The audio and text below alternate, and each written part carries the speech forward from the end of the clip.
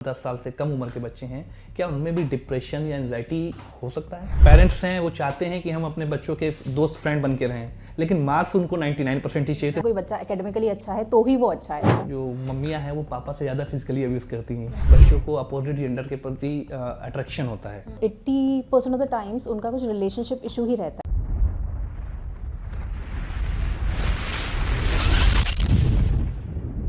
ज़िंदगी अगर हम देखें तो बचपन से शुरू होती है, तो एक एक करके हम सारे फेज़ के बारे में बात करेंगे।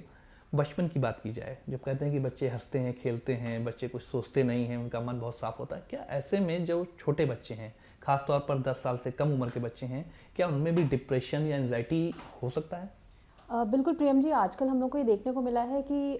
छोटे छोटे बच्चे जैसे 7 साल के 8 साल के बच्चों में भी इस तरह के सिम्टम्स, डिप्रेशन, एंजाइटी, ओसीडी, इस तरह के साइकेट्रिक सिम्टम्स देखने को मिलते हैं। एंड कहने की बात है कि लोगों में ये जो बच्चे रहते हैं इनको किसी तरह का स्ट्रेस नहीं है या कुछ ऐसे हंसने खेलने की उम्र है। बट अगेन यहाँ पर हम लोग को ये ध्यान देना पड़ेगा कि आज के इस कॉम्पिटिटिव वर्ल्ड में बच्चों के ऊपर इतना ज़्यादा प्रेशर हो गया है, पेरेंट्स का कहीं ना कहीं इतना ज़्यादा प्रेशर रहता है, कंपैरिजन फैक्टर्स रहते हैं, जिसकी वजह से जो इस तरह के साइकोलॉजिकल सिम्टम्स हैं वो बचपन में और right from the very beginning 6-7 साल के उम्र में भी देखने को हमें मिलने लगे हैं। तो ऐसे में क्या फैमिली का रोल सबसे ज़्यादा अधिक होता है, स्कूल का रोल सबसे ज़्यादा होता है, क्या होता है? मतलब एटमॉस्फेयर मेरे ख्याल से मुझे लग रहा है सबसे ज़्यादा आज के समय में बच्चों पर। एब्सोल्युटली, इसमें पेरेंट्स का बहुत बड़ा रोल रहता है, जो पीयर प्रेशर रहता है उसका बहुत बड़ा रोल रहता है, बहुत सारे इवन सोसाइटी का सोसाइटी में इतना ज़्यादा प्रेशर रहता है हम एक बच्चे के ऊपर कि आपको बहुत हाई अचीव करना है। अगर आप एक पर्टिकुलर लेवल पे परफॉर्म नहीं कर रहे हो तो कहीं ना कहीं यू आर अ फेलियर। तो इस तरह का माइंडसेट जो एक बच्चे पे पुश किया जाता है एज अ सोसाइटी, तो वो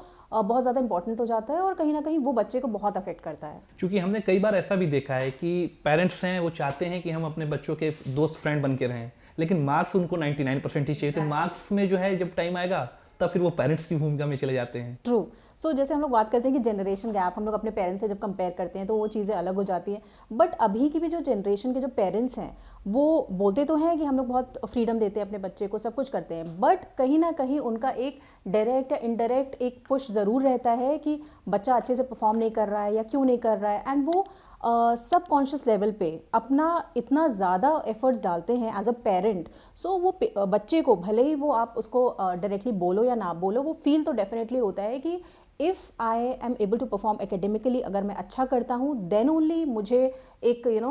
एक सोसाइटी में रिस्पेक्ट मिलेगा। अदरवाइज वो बच्चे में भी एक सेल्फ एस्टीम उसका डाउन चला जाता है, बिकॉज पेरेंट्स का बहुत ज़्यादा रोल रहता है। सिमिलरली आजकल का जो स्कूल का एनवायरनमेंट है, स्कूल के एनवायरनमेंट में भी अगर बच्चा अच्छे से परफॉर्म नहीं कर रहा है, भले ही वो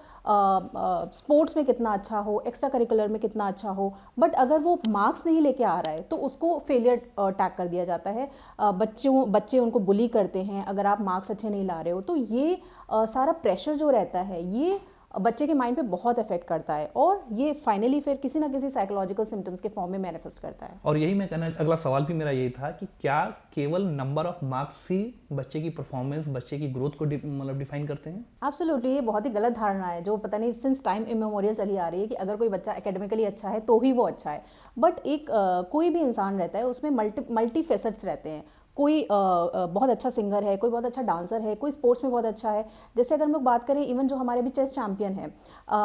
गुकेश, तो उनके केस में भी ऐसा था कि भले ही उनको पढ़ाई के लिए तो फोर्स नहीं किया गया, बट उनका जो एरिया ऑफ इंटरेस्ट था चेस में उनको पुश किया गया, उनके फैमिली ने, उनके पेरेंट्स ने उनको सपोर्ट किया, तो वो आउट परफॉर्म किया। तो अब सोसाइटी को ये रियलाइज़ करने की ज़रूरत है कि ज़रूरी नहीं है कि आपका बच्चा अगर एकेडमिकली ही अच्छा है तभी वो एक गुड स्टूडेंट की कैटेगरी में आएगा। उसका जो भी टैलेंट है आप उसको पुश करिए, उसको निखारने की कोशिश करिए और इससे बच्चे का कॉन्फिडेंस भी डेवलप होता है। कोई ऐसा बच्चा जिसका स्पोर्ट्स में इंटरेस्ट है, आप उसको ज़बरदस्ती पढ़ाई की तरफ पुश कर रहे हो तो डेफिनेटली वो इतना अच्छा परफॉर्म नहीं कर पाएगा। ऑन द कॉन्ट्ररी, अगर वो स्पोर्ट्स में अच्छा है, आप उसमें उनको थोड़ा सा भी पुश देते हो तो वो बहुत अच्छा परफॉर्म करेगा और इनफैक्ट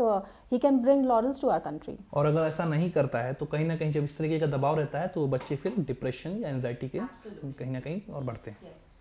अगला सवाल मैडम मेरा है कि कई बार कैरियर को लेकर जो घर में, जैसा कि अभी हमने चर्चा भी करी, इस तरीके की प्रेशर रहते हैं कि नहीं आपको फलाने ही एग्ज़ाम की तैयारी करनी है, फलाना ही बनना है, डॉक्टर ही बनना है, इंजीनियर ही बनना है, जबकि उस बच्चे की रुचि किसी और चीज़ में है।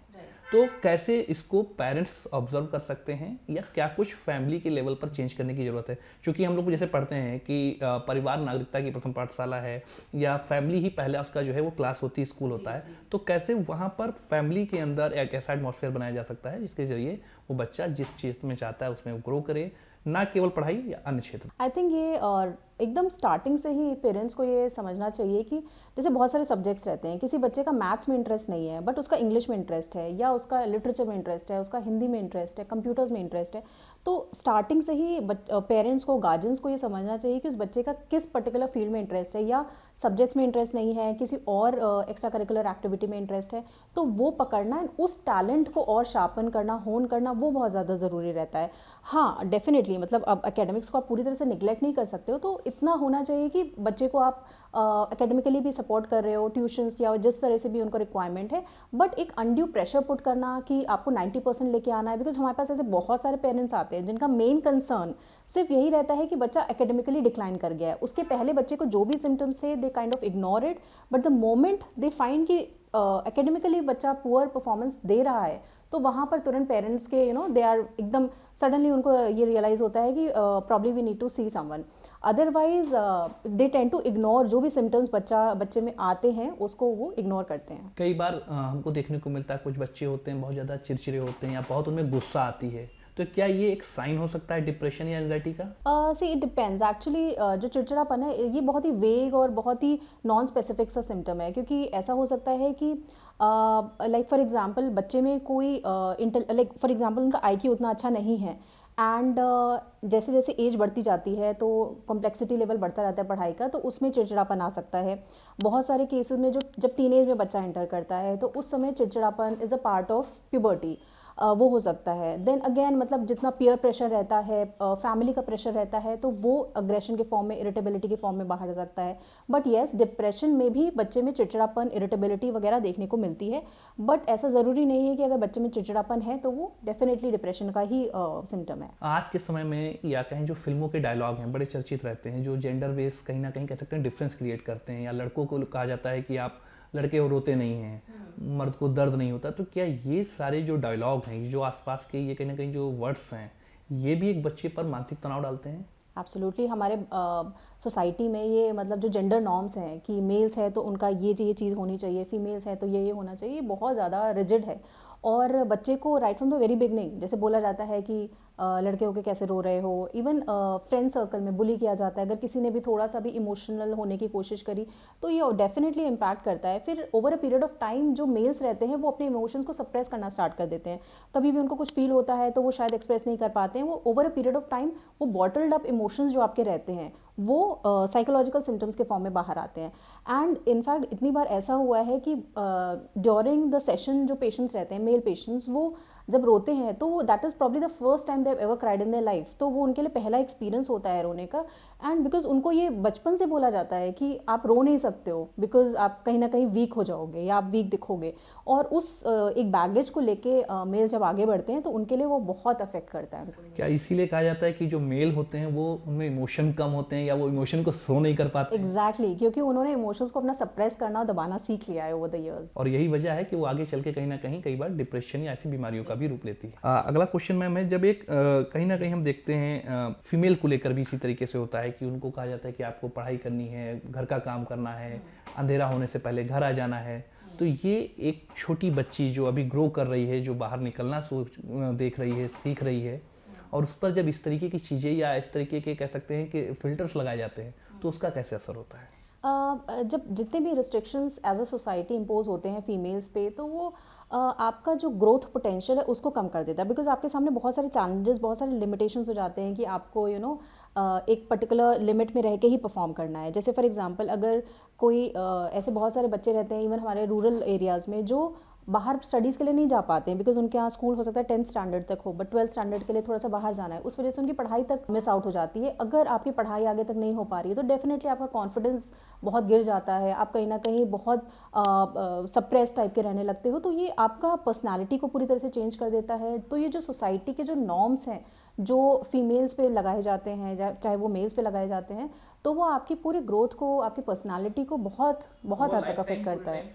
वो लाइफ टाइम आपके साथ रहता है। एक कहीं मैं पढ़ रहा था, मैंने देखा कि उसमें लिखा हुआ था कि जो मम्मियां हैं वो पापा से ज़्यादा फिजिकली अब्यूज करती हैं। कितना आप इस बात को मानते हैं? So probably this is a bias because see what happens is, जो फीमेल्स रहती हैं, जो मदर्स रहती हैं, वो मोस्ट ऑफ द टाइम्स अपने बच्चे के साथ रहती हैं। बट अगर हम लोग फादर की बात करें तो फादर हार्डली जैसे जॉब पे जाते हैं, उसके बाद जब घर आते हैं तो कम टाइम के लिए रहते हैं। सो कहीं ना कहीं ये देखने को मिला है, जो छोटे बच्चे रहते हैं वो फादर के लिए ज़्यादा अटैच रहते हैं, क्योंकि उनसे कभी स्कोल्डिंग नहीं मिलती है, कभी डांट नहीं पड़ती है, कभी मार नहीं पड़ती है फादर से। बट मदर्स अगर कंटिन्यूसली बच्चे के साथ हैं तो वो कहीं ना कहीं एक सेंस ऑफ ये फ्रस्ट्रेशन भी बिल्डअप हो जाता है over a period of time, या थ्रेशोल्ड उनका इतना क्रॉस हो जाता है, तो वो it has got more to do with जो बॉन्ड रहता है वो बच्चे के साथ। सो आई थिंक ये जो मिथ, या I don't know whether it is actually the reality, but ये जो भी है ये इसी चीज़ से अराइज करता है, क्योंकि जो टाइम है स्पेंट विद द इन्फेंट या विद द चाइल्ड वो ज़्यादा रहता है in the mother's as compare to the fathers.